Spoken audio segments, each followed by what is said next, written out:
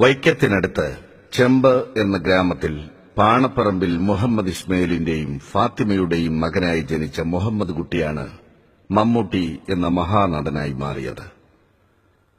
Shri MT Vasudevan Nair കണ്ടെത്തിയ ഈ അതുല്യ പ്രതിഭ നിരന്തരമായ സാധനയിലൂടെ മലയാള സിനിമയുടെ അവിഭാജ്യ ഘടകമായി മാറി.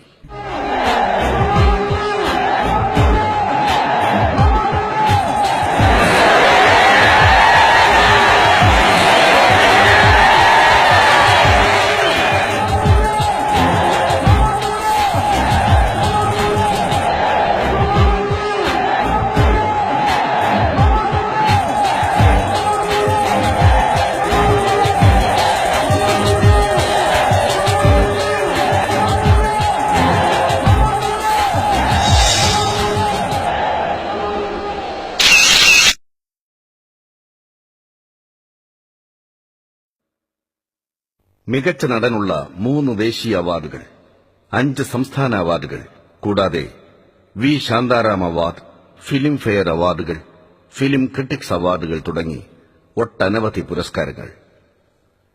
ഈ പുരസ്കാരങ്ങളെല്ലാം തന്നെ തിരിച്ചറിഞ്ഞത് ഒരു താരത്തെയല്ല. ആംഗികം, വാചികം, സാത്വികം, ആഹാര്യം എന്ന് പ്രാചീന ഭാരതവും അഭിനയമെന്നാൽ മറ്റൊരാളായി മാറിത്തീരലാണ് എന്ന് ആധുനികനായ സ്റ്റാനിസ്ലേവ്സ്കിയും രേഖപ്പെടുത്തിയ നടനത്തിന്റെ സവിശേഷതകളെ തന്നെയാണ്. സ്വന്തം ശരീരത്തിന്റെ മാന്ത്രികമായ രസതന്ത്രത്തിലൂടെ വാറുണ്ണിയായും ചന്തുവായും പുട്ടുറുമീസായും പട്ടേലരായും മാടയായും അച്ചൂട്ടിയായും അംബേദ്കറായും രൂപാന്തരപ്പെട്ടുകൊണ്ട് പ്രാചീനവും ആധുനികവുമായ വിലയിരുത്തലുകൾക്ക് മമ്മൂട്ടി സാക്ഷ്യം വഹിക്കുന്നു. വാറുണ്ണിയാവുമ്പോൾ ശരീരത്തിന്റെ സർവ്വകോശങ്ങളിലും വാറുണ്ണിയായിത്തീരുന്ന തികച്ചും ജൈവമായ ഈ നടന പ്രക്രിയ സത്യത്തിൽ വിസ്മയകരമാണ്. ഫ്ലെക്സിബിലിറ്റി എന്ന ലഘുവായ ഒരു പദം അർത്ഥമാക്കുന്നത് ഈ വിസ്മയത്തെയാണ്. പരാമർശങ്ങളിലും നിരൂപണങ്ങളിലും മാത്രം ഇതേവരെ ഒതുങ്ങി നിന്നിരുന്ന ഈ മാന്ത്രികതയെ ഫ്ലെക്സിബിലിറ്റി എന്ന നല്ല നടനുണ്ടായിരിക്കേണ്ട അവശ്യ ഗുണത്തെ ആദ്യമായി ദൃശ്യപരമായി വ്യാഖ്യാനിക്കാനുള്ള ഒരു എളിയ ശ്രമമാണ് ഈ ഡോക്യുമെന്ററി. മമ്മൂട്ടി എന്ന അഭിനയ കലയുടെ മഹാനിഘണ്ടുവിൽ നിന്നും ഞങ്ങൾ പെറുക്കിയെടുക്കുന്ന ഏതാനും വാക്കുകൾ.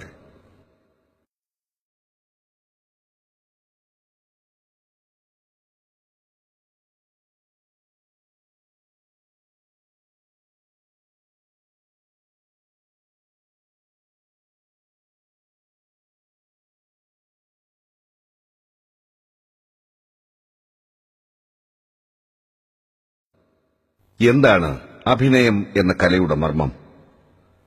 താൻ അവതരിപ്പിച്ച കഥാപാത്രങ്ങൾക്ക് വേണ്ടി കൈക്കൊണ്ട വ്യത്യസ്തമായ ശരീരഭാഷയിലൂടെയാണ് മമ്മൂട്ടി ആ ചോദ്യത്തിനുള്ള ഉത്തരം നൽകുന്നത്.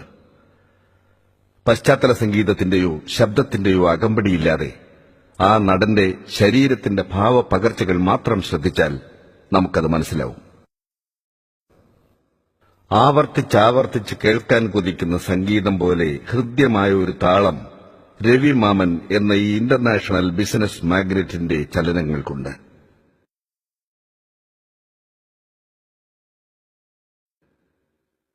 എന്നാൽ കഥാപാത്രങ്ങൾ മാറുന്നതനുസരിച്ച് ഈ നടന്റെ ശരീരതാളവും മാറുന്നത് ഇനി നമുക്ക് ശ്രദ്ധിക്കാം.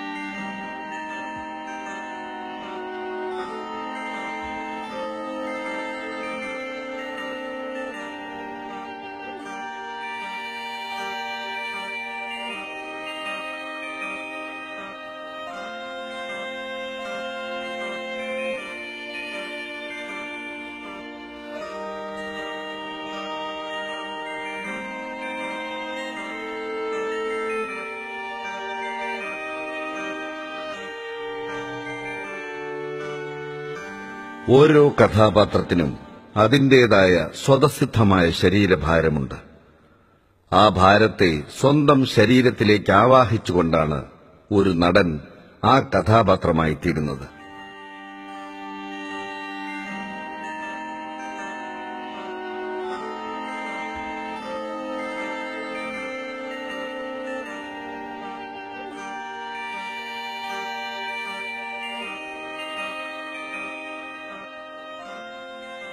പ്രായത്തിന്റെയും സ്ഥൂല ശരീരത്തിന്റെയും ഭാരം പേറുന്ന അംബേദ്കറും അപ്പൂപ്പൻ താടി പോലെ ഒഴുകി നീങ്ങുന്ന വാറുണ്ണിയും ഒരു നടൻ ആവിഷ്കരിക്കാൻ കഴിയുന്ന ധ്രുവവിരുദ്ധമായ സാധ്യതകളാണ്.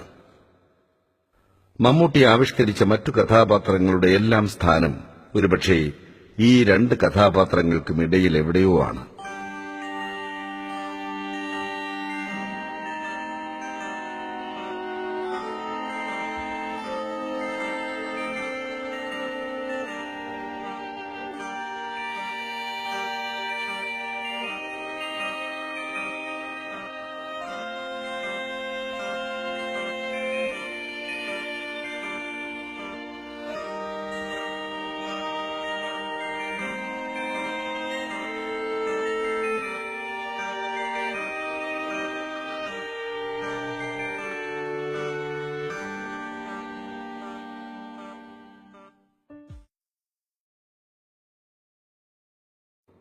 ഓരോ കഥാപാത്രത്തിന്റെയും ശരീരത്തിന് വ്യത്യസ്തമായ എനർജി ലെവൽസ് അഥവാ ഊർജാവസ്ഥകളാണുള്ളത്.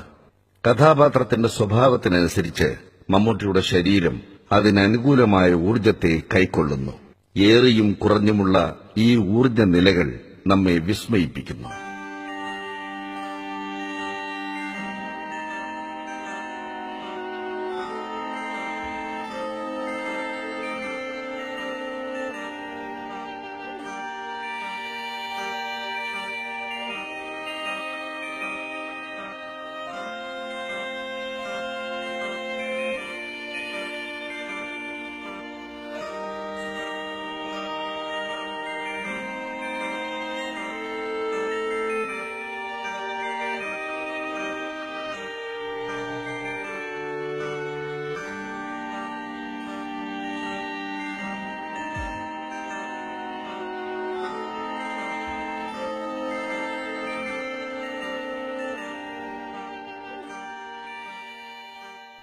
നല്ല നടനും മഹാനടനും തമ്മിലുള്ള ദൂരം വളരെയേറെ വലുതാണ്. നല്ല നടൻ ഒരു വികാരത്തിന് പലപ്പോഴും ഒരേ ഭാവം മാത്രം നൽകുന്നു. അതേസമയം മഹാനടൻ അതേ വികാരത്തിന് ഒട്ടനവധി സൂക്ഷ്മഭാവങ്ങളെ സന്ദർഭോചിതമായി കണ്ടെത്തുന്നു. അതുകൊണ്ടുതന്നെ മമ്മൂട്ടി അവതരിപ്പിച്ച എല്ലാ സിനിമകളിലും തന്റെ തന്നെ മറ്റൊരു സിനിമയിലും കാണാനാവാത്ത ഒരു സൂക്ഷ്മഭാവമെങ്കിലും ഉണ്ടായിരിക്കും. ഭാവങ്ങളുടെ സമൃദ്ധമായ ഈ വിഭിന്നതയാണ് അദ്ദേഹത്തെ ഒരു മഹാനടനാക്കുന്നത്. ആ ഭാവങ്ങളിലൂടെ ഒരു യാത്ര.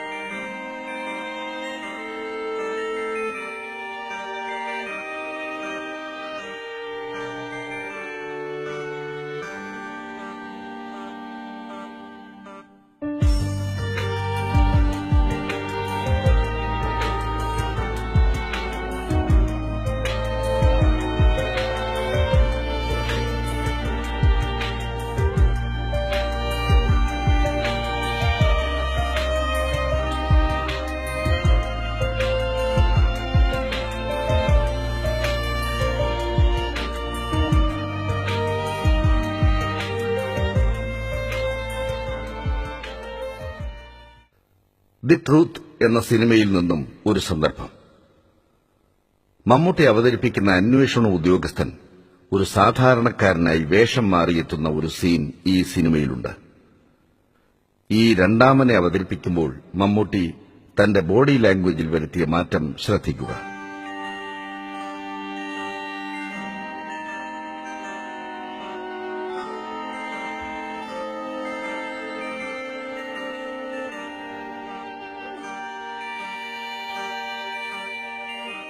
കാൽ നൂറ്റാണ്ടിലേറെയായി മലയാള സിനിമയുടെ നായക സ്ഥാനം വഹിക്കുന്ന ഒരു നടന്റെ ശരീരഭാഷയെക്കുറിച്ചുള്ള ഏറ്റവും ശുഷ്കമായൊരു പഠനം മാത്രമാണിത്.